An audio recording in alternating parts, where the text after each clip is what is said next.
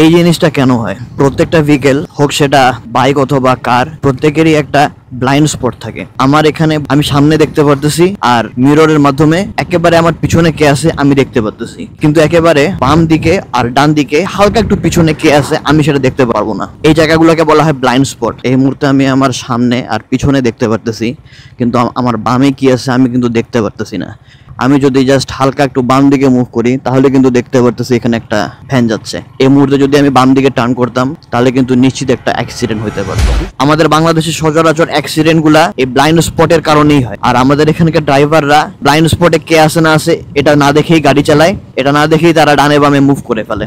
Bike অথবা অন্য কোনো ভেহিকেল যখন আপনারা ডানে বামে মুভ করবেন তার মিনিমাম 6 থেকে 10 সেকেন্ড আগেই অবশ্যই আপনারা ইন্ডিকেটর জ্বালাবেন, আর 6 থেকে 10 সেকেন্ড আগেই ডানে আর বামে জাস্ট একটু আপনার কাপটা মুভ করে দেখে নেবেন যে আশেপাশে কেউ আছে কিনা। এই জিনিসটা ফলো করলে রাস্তার অ্যাক্সিডেন্ট অনেকাংশে কমে যাবে।